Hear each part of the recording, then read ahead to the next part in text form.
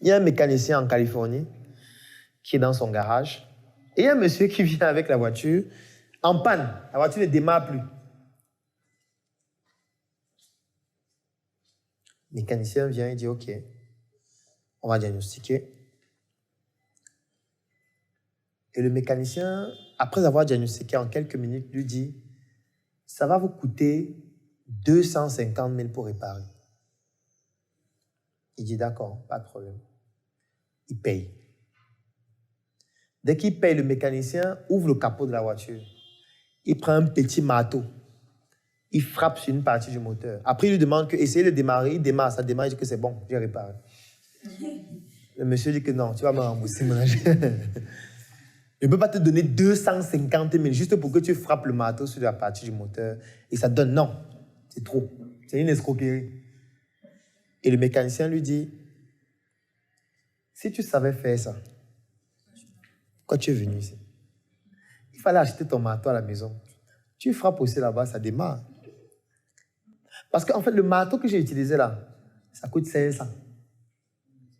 Mais l'endroit où il faut frapper le marteau, l'intensité à laquelle il faut frapper, et le temps que ça m'a mis pour comprendre que lorsqu'il y a cette panne, c'est ici qu'il faut frapper le marteau.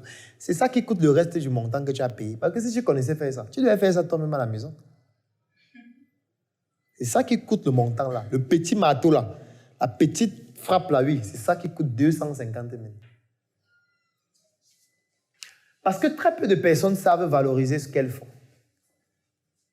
Et c'est ça qui parfois est à l'origine de tout ce qui nous arrive. Ça veut dire parfois dans des choses qui coûtent cher. Il faut le faire, même si c'est une fois par an. Même si c'est une fois par an, vous partez dans un restaurant qui coûte cher. Vous commandez un plat de nourriture qui coûte 35 000. Vous mangez la moitié. Vous appelez la serveuse, vous dites, c'était un peu trop épicé. Apportez-moi la note. Elle vient avec la note 35 000. Vous mettez 40 000, vous laissez 5 000 de pourboire, vous rentrez. Vous rentrez à pied. Même si c'est une fois par an, il faut faire ça. Pourquoi? Ça va débloquer certaines limites dans votre cerveau.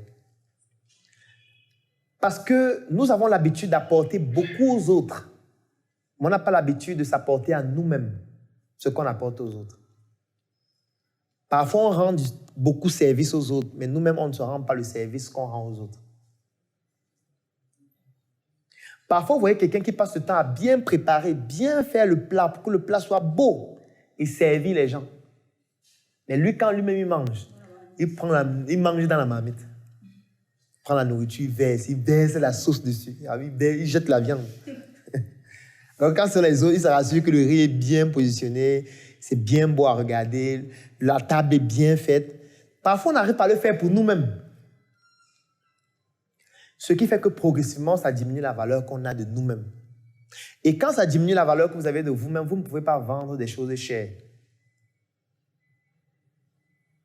C'est pour ça, par exemple, que moi, j'ai fait un constat. Tous les produits que vous avez vendus coûtent 10 000.